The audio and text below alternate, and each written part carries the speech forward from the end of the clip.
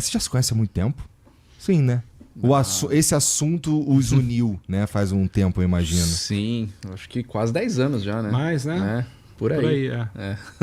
Nossa. A aviação é legal por isso, que ela une as pessoas. Entendi. É algo que eu gosto de promover, assim. Tu já levou o Panda pra voar lá no teu avião? Ainda não, né, Panda?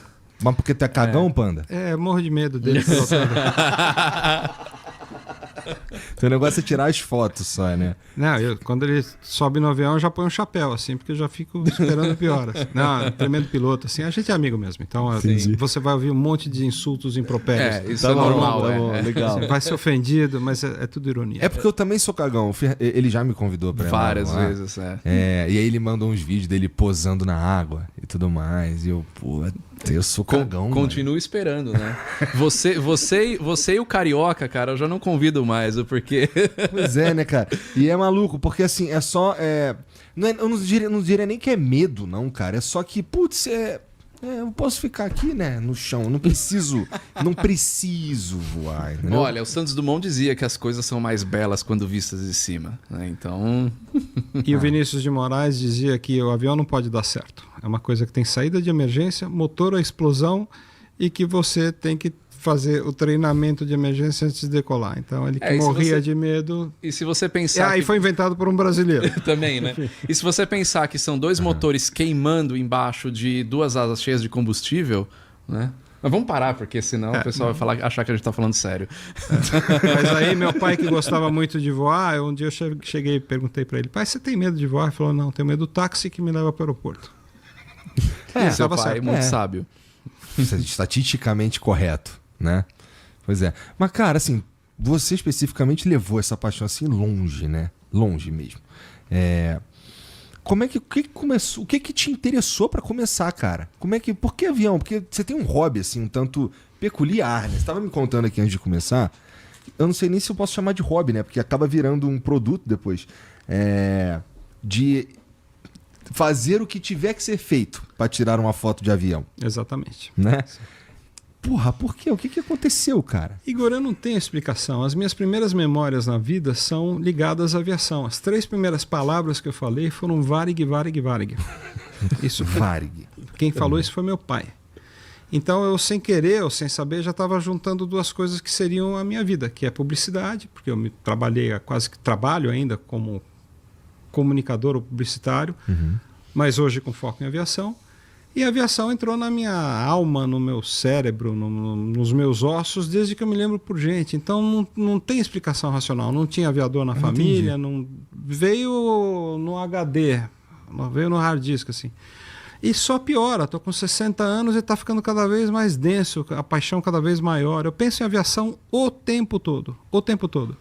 Eu só não penso em aviação quando eu estou cozinhando. E eu gosto de cozinhar, que é para não pensar em avião. Porque na hora que eu estou cortando cebola, a mente vai... O foco fica na cebola e não cortar o dedo. Agora, saiu da cozinha, eu vou lavar a mão, já estou... o DC-10, o Tristar, a Lufthansa. É obsessivo. Eu acordo, em menos de 1 minuto já tem aviação cruzando o cérebro. Seja o dia que for, a hora que for. Nossa, isso parece... É obsessivo. Parece até meio exaustivo. Parece meio... Nossa. Não, é maravilhoso. É maravilhoso. Não é exaustivo. Quando a gente está próximo de uma paixão, vivencia ela, ou tem a graça, né, a bênção de poder trabalhar com aquilo que nos apaixona, aí é que fica fácil. É impressionante isso, né? Porque a gente acaba de gravar um avião, acaba de sair de um voo, alguma coisa, passa um avião, já olha. Eu moro numa região em São Paulo que tem muito helicóptero e eu escuto o barulho, eu vou na janela e vou olhar.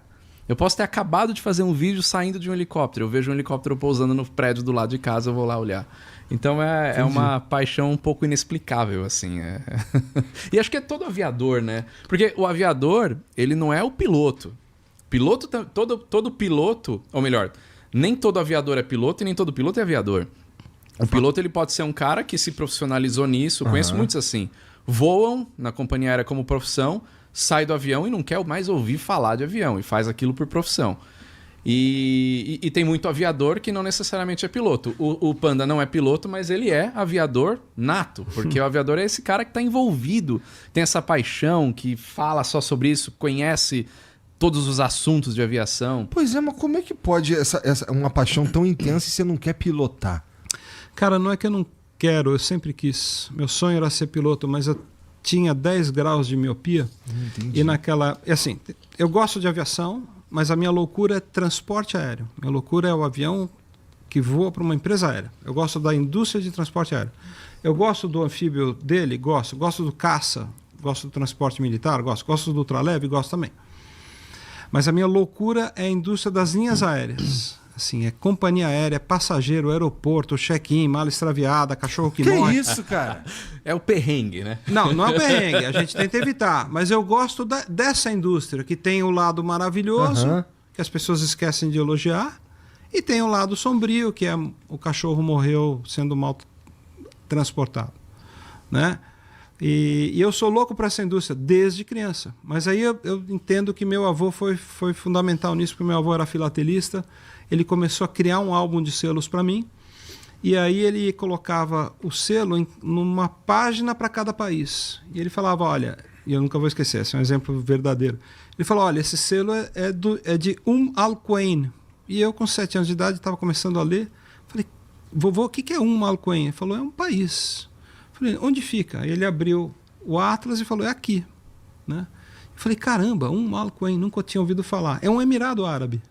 E ano passado eu fui fazer uma palestra lá do lado, vi na estrada Al Quain e falei, eu preciso ir para Al Quain. Então, assim, a paixão por aviação gerou a paixão por geografia, a descoberta do tamanho do mundo, a paixão por aviação, a geografia me provocou a paixão por bandeiras, né, que é uma ciência chamada vexilologia. Coisa de nerd. Eu sou nerd assumido, Sheldon tá? Cooper, né? Eu sou totalmente. Sheldon Cooper é meu herói. Quando eu crescer, eu quero ser o Sheldon Cooper. Então, assim, gostar de bandeira, e aí comecei a fazer correlação. A companhia da Itália, ela é verde, branca e vermelha como a bandeira. A francesa é azul, branca e vermelha. A americana, né? Então, foi dando paixão por geografia, viajar, bandeira, companhia aérea, uma foi alimentando a outra. Aí tem as línguas, né? E aí foi indo. Meu avô falava 8 idiomas, então ele foi ajudando. Ele falava em italiano para explicar o selo da Itália. Falava em francês para contar a história da França. Aí, cara, pega isso numa cabeça de nerd, num cara que era ruim de esporte, não gostava de jogar bola, andar de carrinho de rolemã, tá, o bundão clássico, assim, uma criança assustadiça, assim, 4 zóios. Aí eu cheguei na Regina com 9 anos de idade, cheguei, vamos namorar? Ela falou, o quê? Namorar com você? Você usa óculos? De jeito nenhum. Aí terminou de montar um quadro de inseguranças, eu peguei e falei, tá bom, a minha vida vai ser aviação, porque a aviação nunca vai me dar um fora como a Regina me deu. Aí eu me fechei nesse mundo, só que aí eu descobri que eu não podia voar. Aí falei, porra. Aí meu avô falou, desenha, me ensinou a desenhar. Aí comecei a desenhar aviões. Tinha quantos anos? Isso com 6, 7. Comecei a desenhar. Aí teve os incêndios em São Paulo, aí comecei a desenhar prédio pegando fogo com avião e helicóptero passando por cima. Aí a coisa foi indo, foi piorando, e aí com 11 anos de idade eu conheci o presidente da Transbrasil, Omar Fontana, que me adotou, me pegou, pôs no colo e falou, vem cá. Eu fui o filho homem que ele não teve, 4 meninas, mas nenhum homem. E aí com o apoio, com o incentivo dele, eu entrei no mundo da aviação. Meu primeiro trabalho foi com 11 anos de idade. Eu desenhei as cores de um avião que ele acabou pintando, um Boeing de verdade. Aí já era, né, cara? Com 11 anos de idade, um nerd desse, pode chegar para as minas que davam fora nele falando, aí, pintei um Boeing aí, mina. Você fala, tá bom, você usa óculos, você não fez coisa nenhuma. Então aí foi, cara. Teu problema era que tu usava óculos, cara. Tu tinha que investir num óculos mais maneiro, então, pô. Mais maneiro que esse, pô? Não, então, na hoje, época, pô. Esse época, é maneiro. Na época era um desastre usar óculos, cara. Você já tentou cabecear uma bola em futebol de salão? Não dá, ou né? no futebol de óculos? E 10 graus, você tira o óculos, eu não enxergo nem o sabonete no box, cara. Então, comprava Febo porque ele era preto, porque daí que ele caía no azulejo branco, eu via. Se fosse o Rexona branquinho no azulejo branco, E ainda fica naquela posição vulnerável, né? Então não tem nada certo. É duro. A vida é dura. Foda mesmo a vida. Realmente. O cara me quebrou nessa daí. Tá bom. Mas eu queria saber como é que tu chegou, como é que tu transformou isso tudo aí numa companhia aérea. De forma muito resumida, né? Eu com 18 anos ele me chamou para trabalhar como assistente dele na Transbrasil. Uhum. Com um pouquinho mais de idade eu virei diretor de marketing da Transbrasil. E com alguns anos de Transbrasil ele me convidou para a vice-presidência, que na Transbrasil era realmente o número 2, era sucessor dele. Então ele foi me moldando para ser o sucessor dele, foi me aportando conhecimento e abrindo portas, né?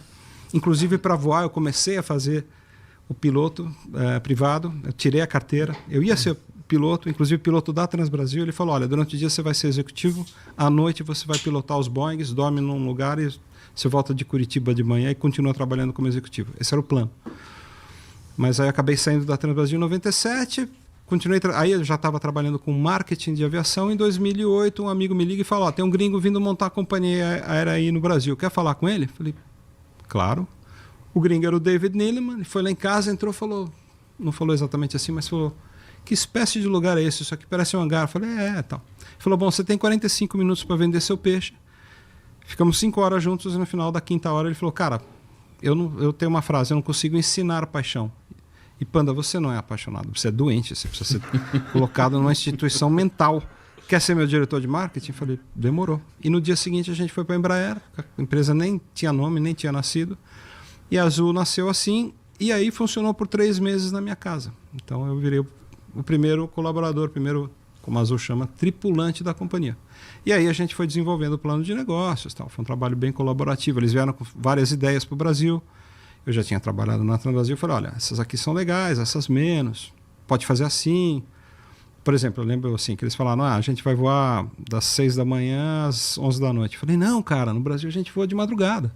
Falou, não, ninguém quer voar de Nova York para Chicago de madrugada. Eu falei, mas no Brasil a gente voa. Cobra um pouquinho menos que vai ter gente que vai escolher o avião ao invés do ônibus interurbano. Sério, funciona? Eu falei, sim, funciona, confia. Aí eles colocaram os voos de madrugada, indo sobretudo do sul e sudeste para o norte e nordeste e tal. E até hoje é assim. Entendi.